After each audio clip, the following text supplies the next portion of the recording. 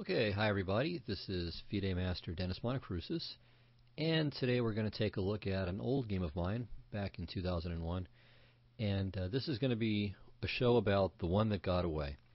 So it's a game that I played against Monokroussos-Dreev, who's been one of the strongest players in the world for many years. Not quite strong enough to be, let's say, a real serious title contender, but strong enough to have made it to, I think, a candidates before, and has often been right on the verge of 2,700.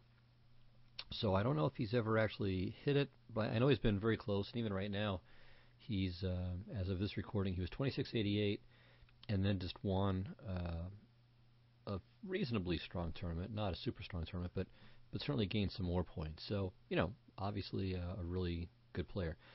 Dreev is a very strong technician. Of course, when you're of that rating, you're strong everything, but I mean that's essentially the kind of game that he tends to get, where, for example, he'll grab the bishop pair and then grind the opponent into the dust. In fact, I think 3 of his wins from that tournament that I just mentioned, I forget what it was exactly, but this recording is mid-January of 2009.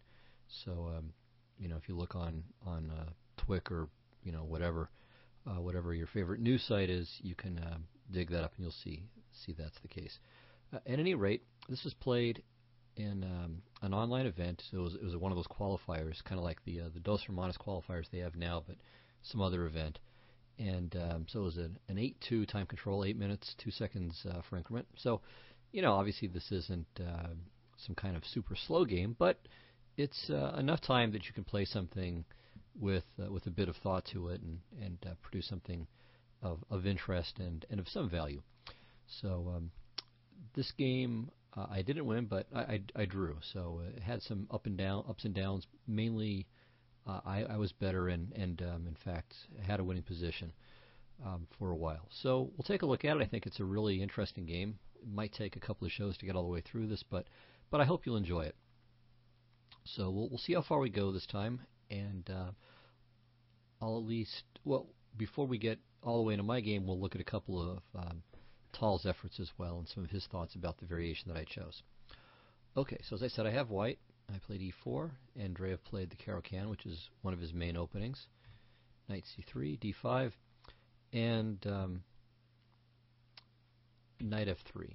So I would never say that this was my first choice, but there was a period where I was kind of goofing around with this, mainly in blitz. But I had also just recently been going through Tal's book of his match against Botvinnik, and so I decided I was going to try one of his goofy ideas. So after bishop to g4, the normal move here is to play h3. H3, and then depending on what black does, either take with the queen or play e takes d5. Well, of course, I played h3, bishop f3, and now queen takes f3 is the normal move. It's not really considered to give white much of anything, even though he's got the bishop pair. Black is really in good shape. So it's like a favorable French sort of setup for black if he plays e6. And you can see, for instance, a number of Bobby Fischer's games from the 1959 candidates, where I think he played this something like, I don't remember, I think maybe even as many as 7 times in his 14 games with white, and finished -1 in 6 or 7 games. In fact, people were lining up to play the Caro-Kann against him. That's how unimpressed this variation has left people over the years. So, like Paul Keres, who never played the Caro-Kann, I think played it once or twice against Fischer in the interest of achieving this, of getting this position. But that's not why I played this. So I played g takes f3, which is a bizarre line, kind of like the fantasy variation, actually, in certain ways. So going for this pawn on f3 and trying to keep a supple pawn center, of course at the expense of really kind of injuring the pawn structure. So Dreev is going to try to turn this into a kind of a French sort of setup where he's gotten rid of his problem bishop, and where I have obviously my weak pawns to worry about. All right. Now, as I mentioned, Tal's the originator of this, and he actually played this in the 3rd game of his World Championship match with Botvinnik in 1960. And he drew, but he was in some serious trouble in that game. All right. Well, before that happened, he got to play it once in a training game against his more or less full-time trainer, Alexander Koblenz, who's a player of, we would now say GM strength, although I think he only became an IM. So anyway, Koblenz played e5, and against this, Tal played kind of outrageous f4. So kind of, well, I don't know what you call this, some kind of Caro-King's Gambit hybrid. So that game continued d takes e4, f takes e5, queen d4, queen e2, queen e5, and now d4. And here, of course, the position is remarkably complex. Black is up a pawn, and in fact now he's up 2 pawns after queen takes b2, but White's compensation is pretty well evident. The game ended in a draw fairly quickly and by attractive means. So rook to d1, knight f6, knight to d6 check, king f8, and while White can probably maintain reasonable compensation with a number of moves, like bishop to g2 for instance, he decided to play very directly with queen takes e7. Lots of fun, very sharp, but only good for a draw. So king takes, knight f5 check, and take a moment here and figure out where Black should move the king. He has 3 choices. 2 are quite bad. 1 maintains equality. Okay, so bad choice number 1 is king f8. This just gets mated straight away. Rook to d8 check, bishop to d6 check, and rook takes e8, mate next move. Okay, the next bad option is king to e6. For one thing, it just gives up the g-pawn without giving anything in return, but even worse, White has bishop to d6 and then bishop to a3, snagging the queen, after which White's up a piece for a pawn.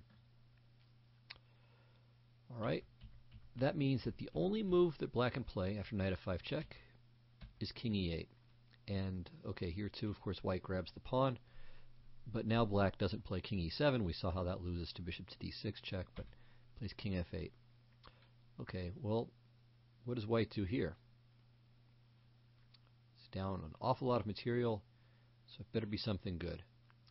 And it's not rook to d8 check. If rook to d8 check, king e7, and Black is winning.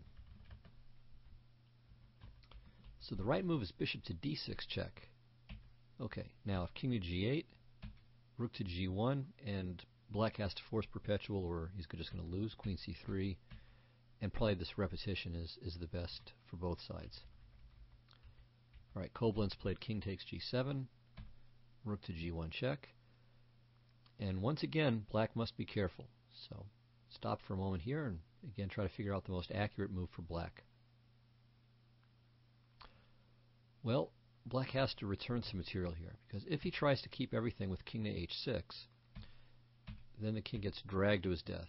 Again, knight to g4 should be played here, but he should lose, and after king h4, it's just much simpler. So king f1 is a nice move, not the only move to finish the job, but the most accurate, threatening simply rook to h1, mate. So king h2, and we just push him back, and this time it is mate. Alright, so in this position, after rook to g1 check, Black has to cough up the knight, and this is enough for him to hold. So rook takes g4, king f6, and it seems that White has nothing better than perpetual with rook f4, king g7, and so on, rook g4, etc. Alright, so this experiment was quite interesting, and at least proved to give White at least adequate chances after e5.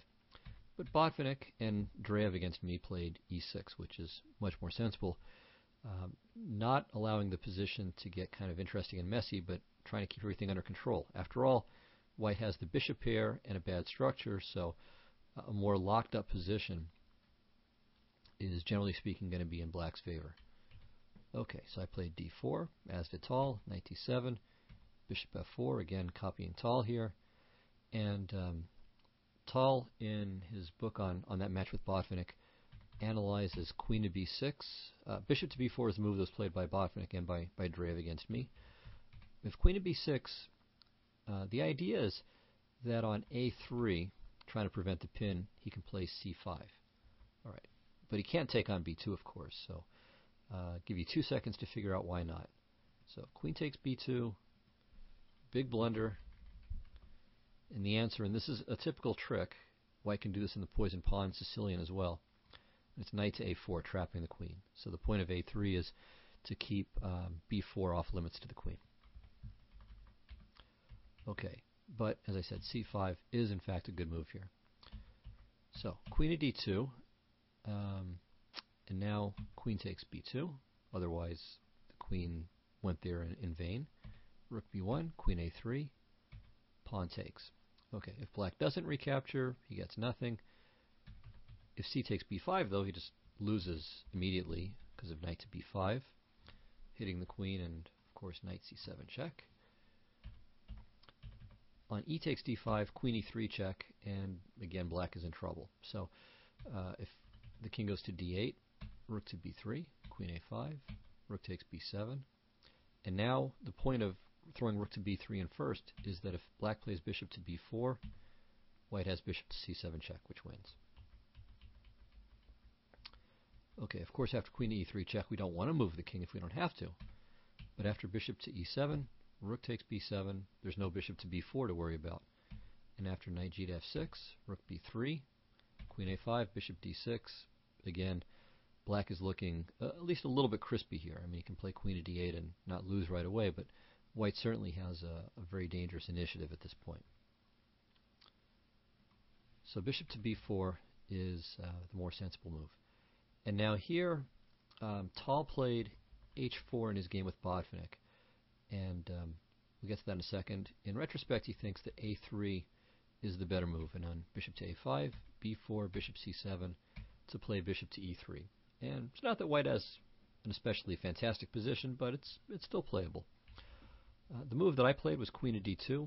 This seems to me to be okay as well, but we'll come back to this, of course. But let's take a quick look at Tal's h4, just to show this kind of remarkable line that he found in the game.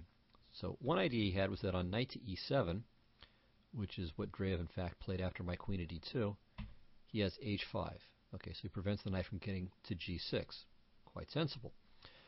Of course, Botvinnik played knight g to f6, and then here, after quite some thought, he played the move e5. Which is not something that he really wanted to do. The problem was that the move he had intended was a3. So what he had said that he planned was to sacrifice a pawn, and this was his idea when he played his 8th move h4. So the variation that he saw went like this. So takes, keep taking everything. Okay, now queen to f3. And now if the knight retreats, white's bishop pair and open lines do give him reasonable counterplay. So queen to a5. So that way on queen takes e4, black plays queen c3 check and grabs the rook. Alright, so rook h3, overprotecting the c3 pawn. Well, not overprotecting, it has to be protected anyway, because black was just threatening to take there, even if white doesn't take the knight. Okay, so knight d to f6, protecting the knight. Now h5, trying to fix the g pawn in place and undermine black's construction of the two knights there with h6. Okay, black castles, h6. Black could play g5 here. Tal doesn't bother to mention this in his notes, but this looks at least kind of looks pretty serious for white. But never mind. We'll continue with Tal's very neat variation. So g takes h6, bishop b5. So there's the point. So we've got this pin here, and we've got the double attack on the knight. So knight to g5, queen f6, knight h3, and now again not bishop takes h3. This doesn't look like it's going to be enough, though. We can take a very quick look at it. So bishop h3, queen takes c3, king e2, queen takes a1, and now how about queen takes f7? So this actually looks pretty serious. So maybe queen takes a1 is not good. Alright, well anyway, the point is here we're threatening not only queen to c7 mate, but bishop takes e6 check, which would also be devastating. I'm not seeing any ingenious tricks for black here. I mean, okay, he's got to play rook to d7 in this position. Alright, now bishop takes e6, rook h to d8 is forced, and at the very least, white has perpetual here by taking and just going back and forth. maybe he has something even better, but at least perpetual. So after king e2, well, I don't know about queen takes c2 check, because then maybe king f1, and black is out of checks. Well, oh no, I'm sorry, queen d3, king g2. Rook here, king here. Okay, but this is the sort of thing that I thought might happen. Okay, so white's king seems to be safe, and he's still got the bishop here for the rook. Lots of open lines. I don't know. I mean, it's hard to evaluate this too precisely. I mean, black has certainly got some material. It's got 4 pawns in addition to the rook for the 2 bishops, but these pawns are really not much of a factor at this point. The bishop on e5 is incredibly strong. White's rook, if it has the chance to go to the b file or even maybe the c file in some cases, could prove quite worrisome for black as well. So this isn't all that clear. All right. Well, at any rate, Tal played king to d2, or didn't play it, but he had analyzed it. King to d2, knight to g5, bishop to d3, and here he felt that he had some initiative. So even though he's down a fair amount of material, he's down the exchange in 2 pawns, but he's got the bishop here, he's got good coordination, and black's pawns, especially on the king side, are not especially impressive.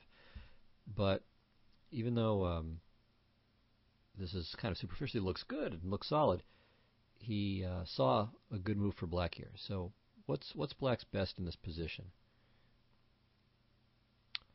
Well, the move that Tal found, which is really remarkable, again, to see it so far off. I mean, this is black's 19th move, and this was when thinking about his 9th move that he found this. Queen takes e5. So this is completely sound, and it just wins. So the point is that after, let's say, queen takes, then knight f3 check, and okay, the queen comes back off the board, and black has just upped the exchange in 2 pawns in a position where that's certainly going to be decisive. White's counterplay is now gone. Or, of course, if pawn takes, then knight to e4 check, exploiting the pin on the d file, and again, black regains the queen for the piece and is up that same exchange in 2 pawns with a completely winning position.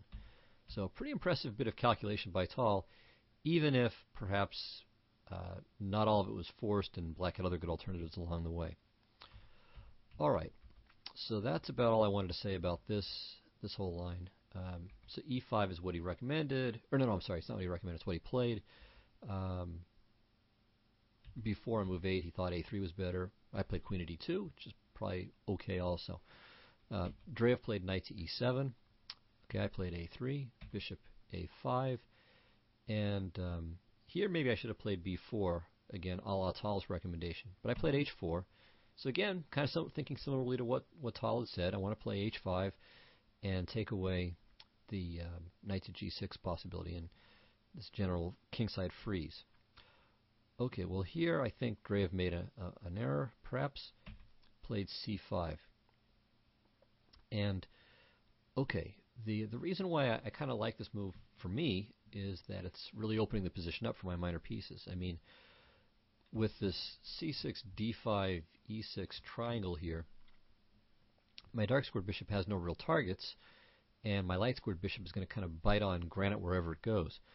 So by his playing c5, it's even if the move is good, it's bad in the sense that even if he's gaining something positive out of it himself, it's also letting my pieces breathe and start to do positive things.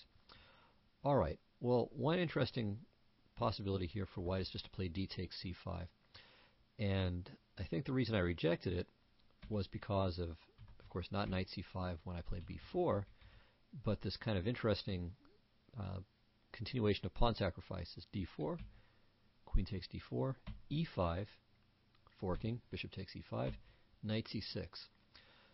The thing is, though, that, okay, he's getting a piece, but these 3 pawns, and especially these mobile central pawns, turn out to be pretty good.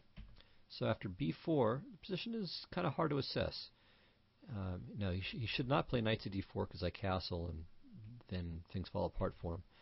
But bishop to c7 is probably okay. Say rook to d1, and now queen to b8 is best. Of course, you shouldn't go to f6. Let me play knight to d5, or if queen c8, I play bishop h3. So just run over to the corner, and after f4, or maybe even better, h5, again taking away g6, especially since from here this could definitely become a problem for me. So h5, I think, or again f4, maybe then e5, gives me good compensation. So maybe even better than bishop to c7 is just to sack the piece back. And this is just kind of a hard to assess position. I mean, I'm up a pawn, and I've got a nice central presence, but then again, half my pawns are isolated, 2/3 of them are doubled, my king is stuck in the center, this pin on the a5 e1 diagonal is kind of annoying, his knight on e5 is good, so who knows what's going on here. I mean, this is just a really messy position.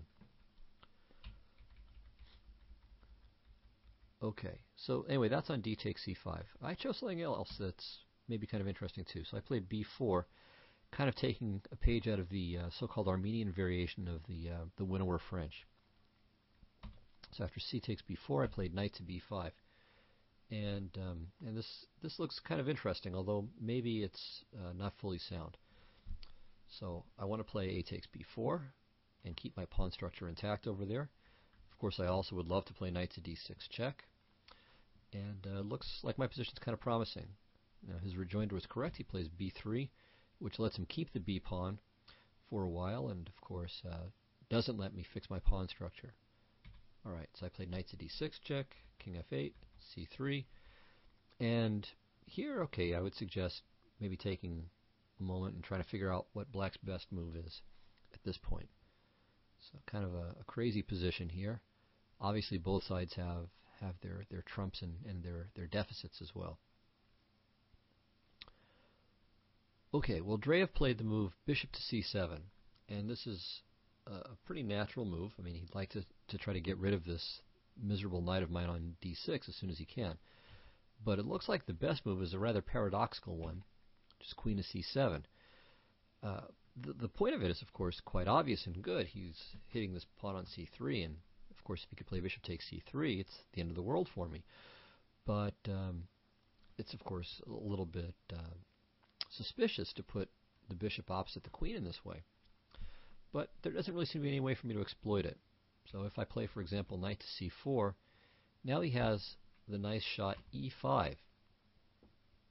Now both my knight and bishop are under attack, and of course I can't play knight takes e5 because of bishop takes c3.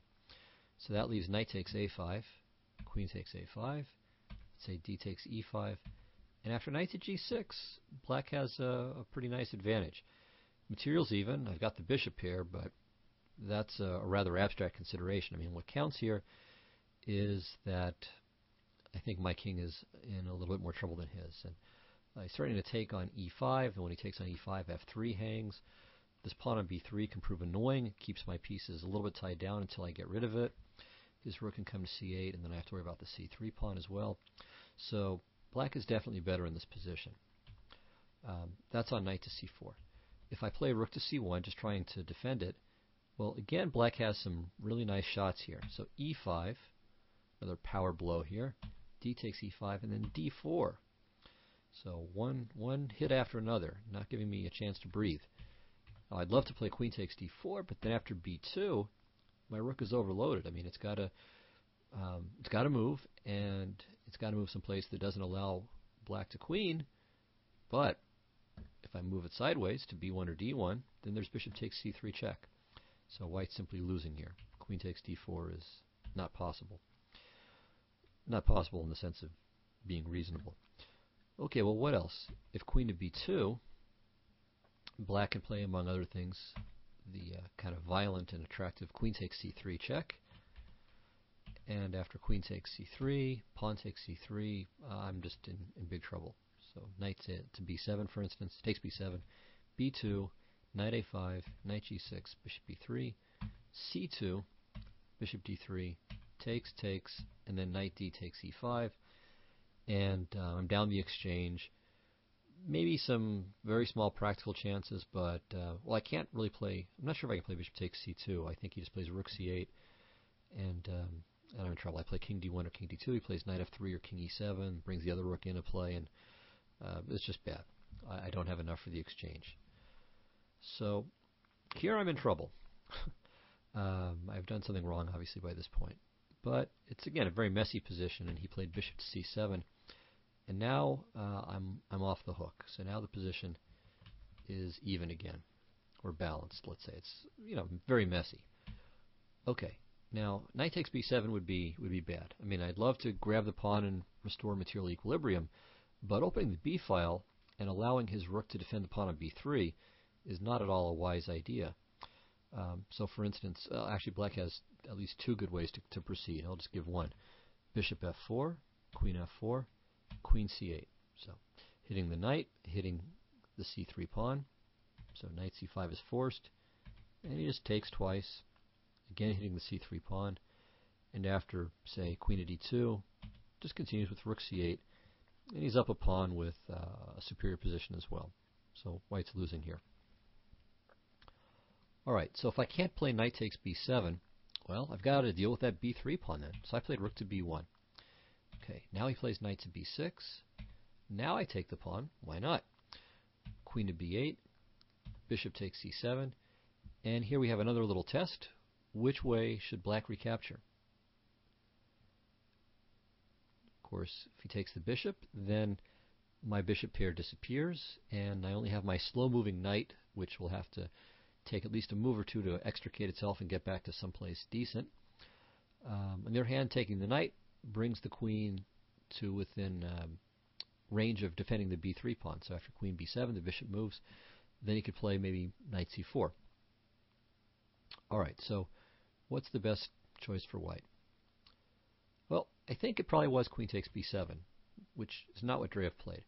So after this, okay, I can either take or play bishop to d6, and in both cases the position is roughly balanced. So if bishop takes b6, queen takes b6, say h5 and h6, maybe rook to g1 next, and again, it's just a very unclear position. I've got more space in the center. I have some possible attacking prospects on the king side, or at least I should say my active development, or the way my pieces will be arranged, will be such that it'll be difficult for black to untangle on the king side, so we can put it that way. On the other hand, of course, my pawn structure is quite weak. He's got this nice b3 pawn, and, well, my king is not permanently safe either. Okay, so that's bishop takes b6. As for bishop to d6, here, of course, knight to c4, as we mentioned. And I think that black is okay. I can play either bishop takes c4 and then rook to g1, which again is kind of unclear for the same sorts of reasons. I've got central space and some pressure on the king side. He has the better structure, super powerful b3 pawn, and so on. I could also play queen to f4, trying to, well, not allowing him to cement that b3 pawn with d takes c4. Okay, so now knight takes d6, queen takes d6, and here black has a few possibilities. D takes e4, rook c8, and g6, for instance, I think are all playable and roughly equal. I mean, maybe rook c8 I'm a touch better there, but with queen to b8, it's not such a big advantage even here.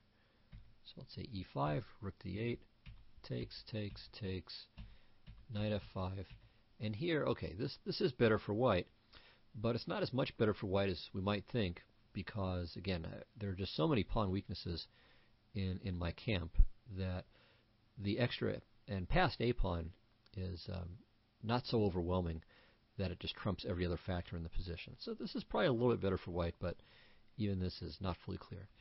But black should probably avoid that and maybe play something like d takes e4. And now on bishop to a6, play queen b6. And while I'm getting to round up some pawns here, so is black. And we're probably going to end up with this kind of mutual pawn massacre situation where he'll lose his f pawn and the f3 pawn and the b6 pawn. I'll lose my a pawn, and the position will be roughly balanced. Okay, so going back. Queen takes b7 I think was the better capture. After queen takes c7, I played knight to c5. He played h5, which I think is a good move, because here, all of a sudden, if he just plays normal moves, I'm going to finish developing and then more or less crush black. And after h5, see, the good thing about this is, okay, his rook is going to be well placed on h6, where it shores up this pawn, for instance, against something like bishop to h3 and then takes e6.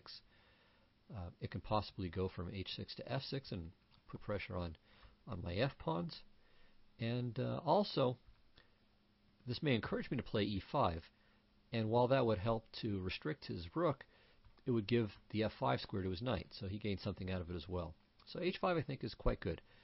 Additionally, by his playing h5, I don't get to play h5. And so he doesn't have to worry about this g pawn anymore. And it really helps to neutralize the pressure that I could gain on the g file.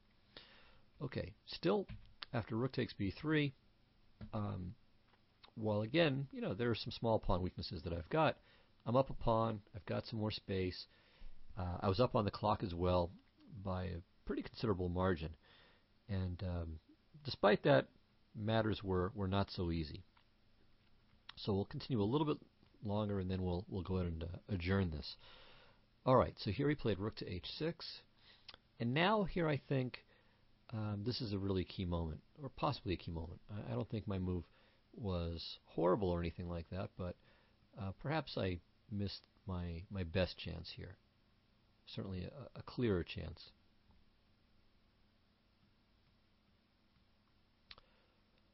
Okay, well, hopefully you've stopped and taken some time to try to figure out what the best move is here. What I played in the game was queen to g5, and okay, I'm trying to still gain some pressure on the g file. I want to create some kind of attack, and if he plays rook to g6, then I have queen takes h5 when I'm threatening to play queen h8, and if he just goes back, well, I gained a free pawn in the meantime. Nevertheless, I think the best move was probably e5, or at least this certainly deserved consideration. And the point of this, a couple of points. So one is that it prevents rook to f6.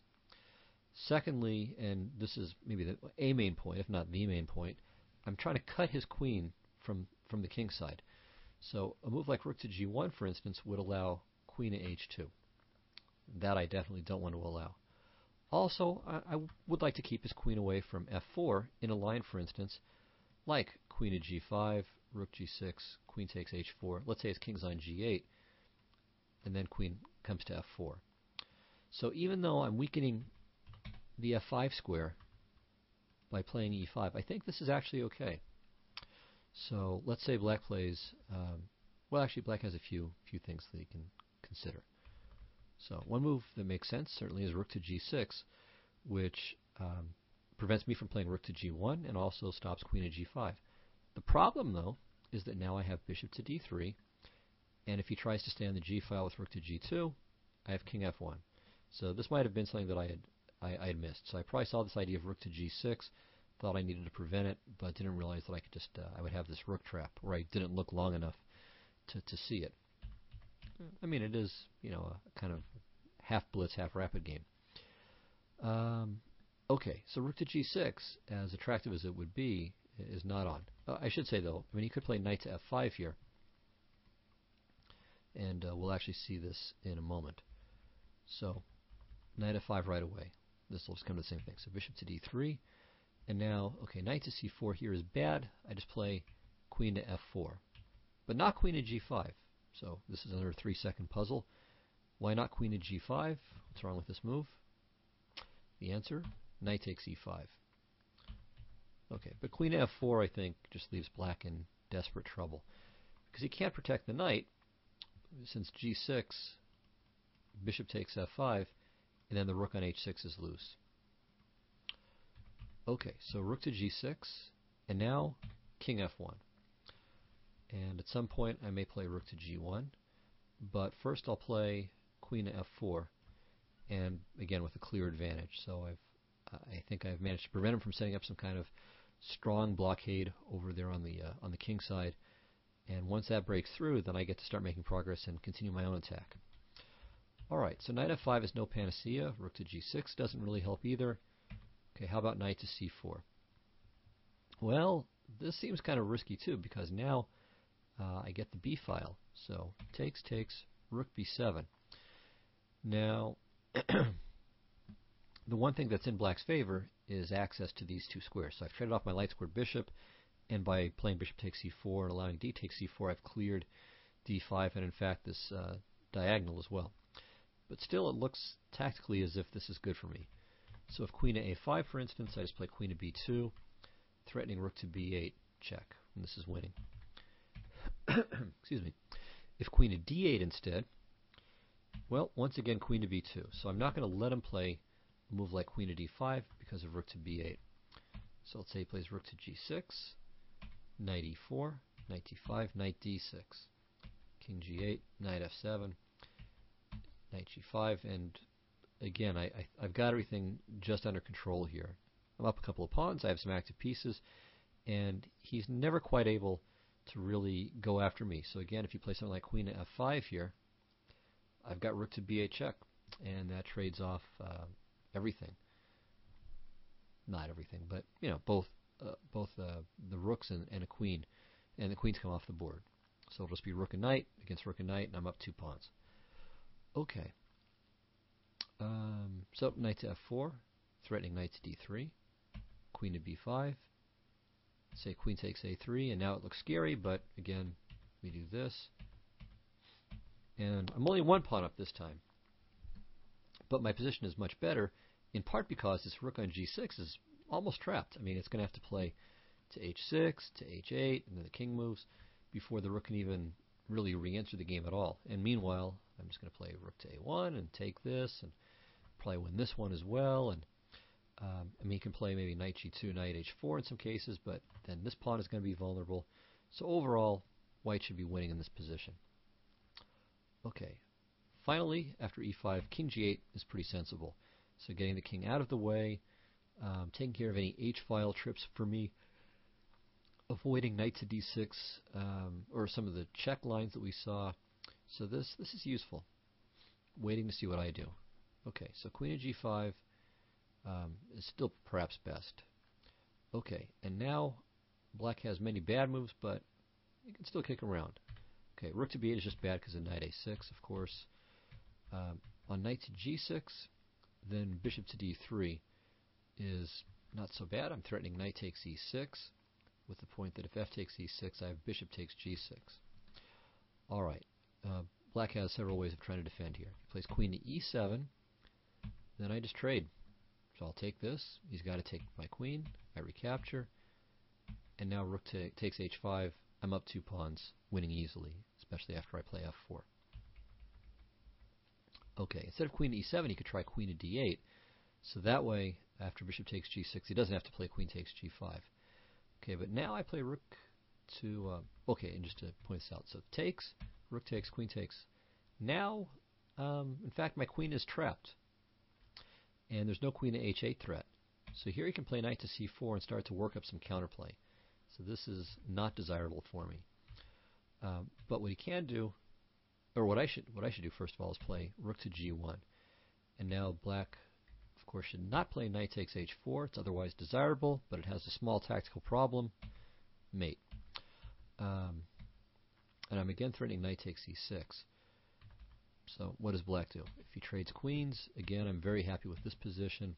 I'm up 2 pawns, and black has no real compensation for this. The h-pawn is not going to go anywhere.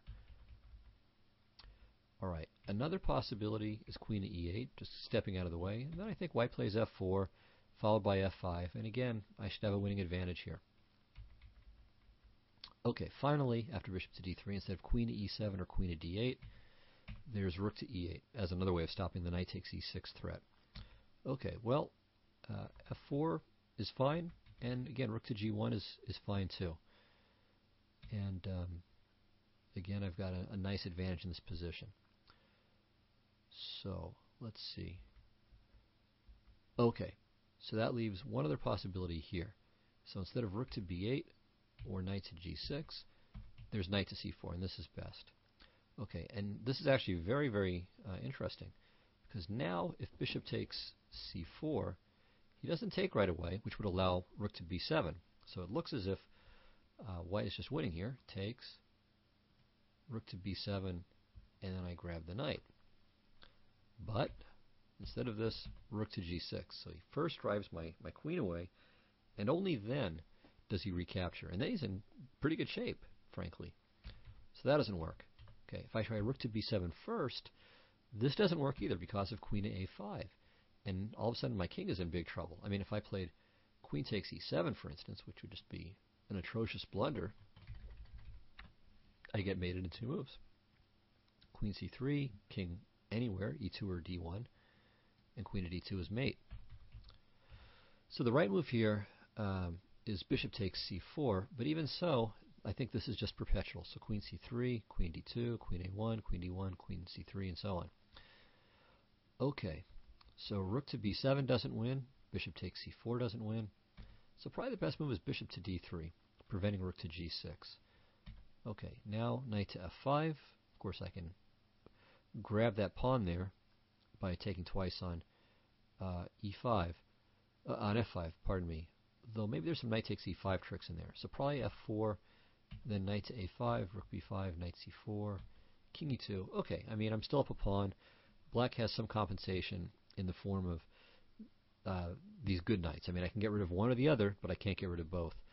But certainly, white's for choice here.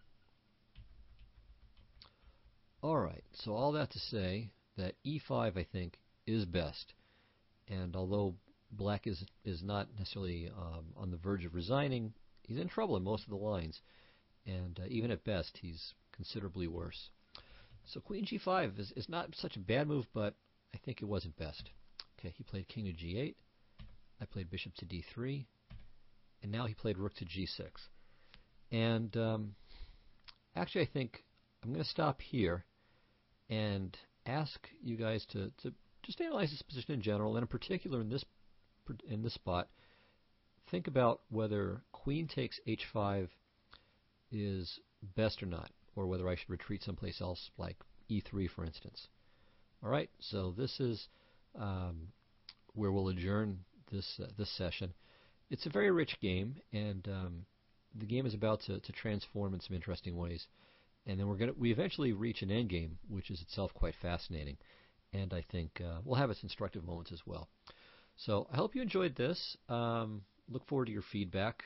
It's rather a slow presentation and of a speed game at that, but it's not every day that you get to play even a semi-serious game against a world-class grandmaster of Dreev's caliber. So both because of who it was against and because it was such an interesting game, I like it, and I hope that you'll find this interesting as well. So thanks, everyone, and I'll see you next week. Goodbye.